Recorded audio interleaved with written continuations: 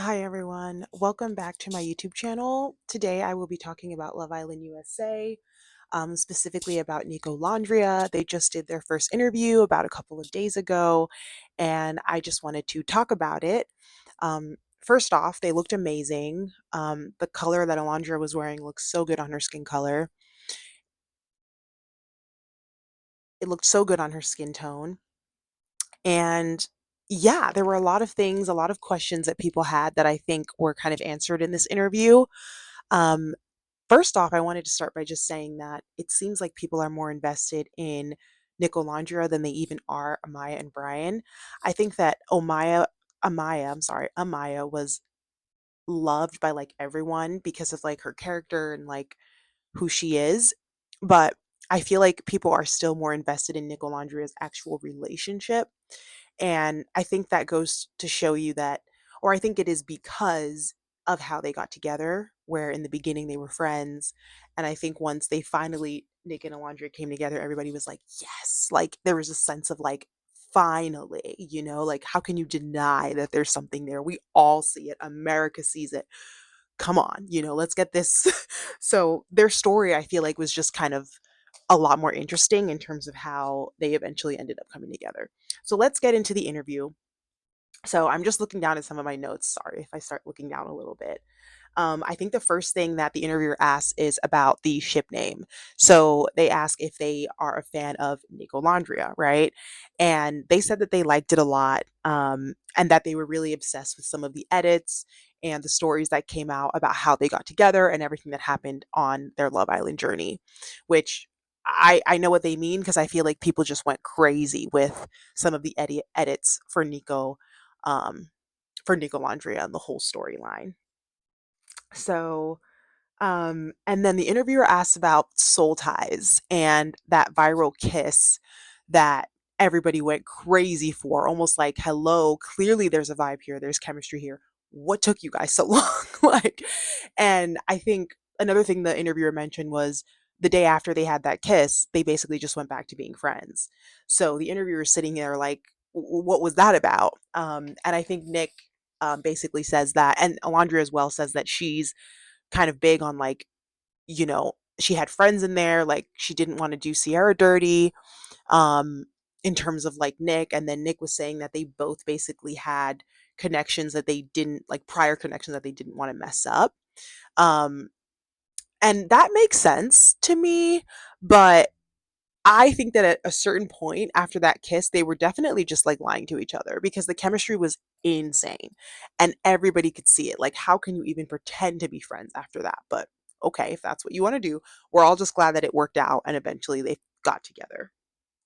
So they ask about, or they mention that Nick had Alondria's lip combo all over his face after they kissed. Um, and Alondria actually has her lip combo with her. So it was really cute. She kind of showed like what she uses. Um, so that was nice. If anybody wanted to know how Alondria keeps her lips looking juicy, there you go. You got her lip combo. So another thing the interviewer asks is what are the next steps for them, like coming out of the villa and everything, like what's next? And I think Nick says something along the lines of we're just taking it day by day, minute by minute. I can tell that like they don't want to put too much pressure. And I think something that people don't realize is that even though we're watching Love Island and the whole journey, it's only been like maybe a week or less since they've actually left the villa. So for them to not like want to like go full throttle into anything, I think makes a lot of sense, especially because there's a lot of um what's the word, like social pressure, and pressure just from the public on like their whole relationship, which I think can be um sometimes it's not the best feeling, right? Like you feel like, oh, you never want to speed things up just because people and you have eyes on you and they're watching you. So I think it's good that they're taking things slow. So the interviewer then asked, which I'm sure everybody wanted to know, do you guys have the title of boyfriend and girlfriend? And they basically said that like they're not there yet, that right now they're just hanging out, continuing to get to know each other, continuing to see like their bond like grow. Um, but they don't want to like kind of rush into that since they've just left the villa. So I think that makes a lot of sense. I think that they've come out of the villa and this season was very popular. So I'm sure they are also like it's just it can be very overwhelming. So I think it's good to just take things slow and enjoy like the little moments, which is something that they mentioned in the interview. So, yeah, and then I think the interviewer asked like what are the favorite things they have about each other. And Olandra mentions that she feels soft around him. And I really loved that answer. I thought that like, that to me is, like, such a good thing to feel around a guy, like, you can just kinda let your guard down, maybe you feel, like, safe or, like, protected, and you can just be like a girl and just, like, you know that this person has your back. I just think that that's such a great feeling, and I'm so glad that Olandria can feel that because we all know what happened with Taylor, and what she went through, so it sounds to me like Nick is you know, kind of gives her those reassurance and a lot of feelings that, Taylor obviously could never give her. So I'm happy for her about that. Okay, and then yes, the interviewer also asked about Sierra, which I thought that this would be interesting because everybody wanted to know, like, okay, have you talked to her since being outside of the villa? Um, in case anybody watching this doesn't know what happened with Sierra, I'll just say that she was, kicked off the show due to um, like a racial slur that she had mentioned or that she had said in the past. And she's kind of taken a social media break. I think I saw her post like one thing about being in Mykonos, Greece right now. And I know it's not easy for her. She's been getting like a lot of heat from the internet. So the interviewer wanted to know, Nick, have you reached out to Sierra or talked to her? And I could tell Nick was kind of trying to beat around the bush, and he said something along the lines of like, "Oh, I've only been out of the villa for like a short period of time and, you know, haven't really had time, I guess." But the interviewer just kind of like was like, "Have you talked to her?" And he basically says no, he hasn't reached out to her. Um and I thought that was kind of interesting only because I understand that he ends up with Alondria and everybody's claiming that he never liked Sierra. But at the end of the day, Sierra has feelings too, right? And that must sting. Like, I think that it would have been nice for him to come out and maybe just send her a message like, hey, hope you're doing okay, especially after everything that's happened to her and how she left the villa. I just know she's really going through it. And I'm not saying that she's not supposed to be going through it because obviously the stuff that she said and that she that got aired out was terrible, right? But she's made an apology, and at the end of the day he was coupled up with her for most of his time in the villa. So to hear that he hasn't really reached out at all, I was like, oh, like that stings, because I think there's something about that that kind of almost, like, if I was Sierra, I'd be like, wow, what am I, like, chopped liver out here? Like, it's great that like you found your person on the show, but like it doesn't deny that they had a connection, at one point. So I know for a fact that that will probably be touched upon more at the reunion. So yeah.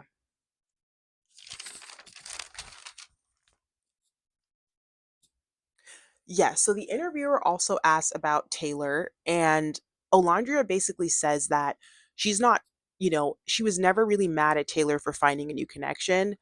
A lot of her anger regarding Taylor came from the fact that he never told her blatantly that he was not into her, that he was not attracted to her, and that these are things that she obviously had to find out later on. But Taylor could have said that to her. So that was interesting to hear. And I think that the way that they edited the show, it made it seem like Taylor was giving Alondria nothing, and Alondria just kept like going for Taylor, almost like she was delusional or something.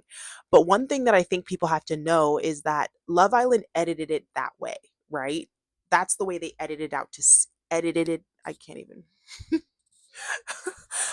edited it out to seem like, I'm sorry guys, I have problems. I can't even say it right, but you guys know what I mean. That's how they portrayed it, but it doesn't mean that that's how it went down, right? So I think that that's one thing that I'm very excited will be cleared up when they do the reunion. Like some of the ways that they portrayed situations out to be, but then it's like what was the reality in the villa, right? Because those are two separate things. Like the show cannot put everything in it, right? So there are definitely things that get left out, and that means that there's storylines that might not be portrayed 100% accurately. So these are things all to consider. Um Yeah, so Alondra says she never knew that he wasn't attracted to her. And I agree with Alondra, like, that's not fair. I think Taylor could have been more honest, and I think a lot of him not being honest was coming from him wanting to keep his space in the villa. Um, I guess until he found Clark, which isn't nice, obviously, but the truth of the matter is that a lot of people do this on Love Island. They're in these like friendship couples that they're just trying to ride the coattails of until like their type comes in or someone they actually like comes in. And it's because of the way this show is set up, but it doesn't make it right. It does not make it right. So, um, yeah,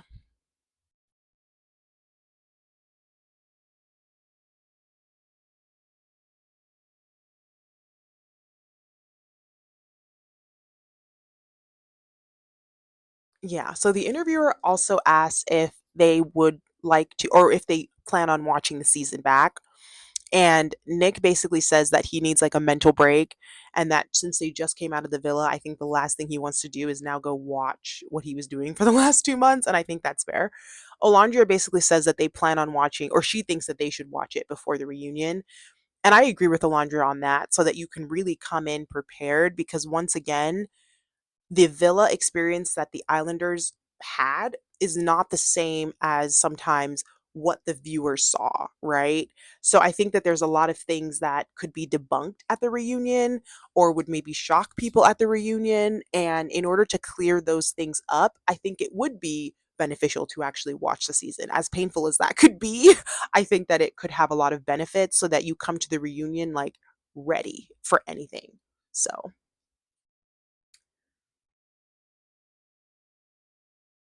yeah, and then another thing that, interviewer asked, which I thought was kind of funny, was that, Nick supposedly didn't bring enough clothes to even be on Love Island, and Nick made a comment about how he was waiting for bombshells to come in, and he would get excited when the male bombshells came in, because then he was like, "Ooh, more clothing options," and I just thought this was the most, like, male thing I've ever heard in my life, because he said that they said that he supposedly brought 6 things, and he was like, "No, I actually brought 8."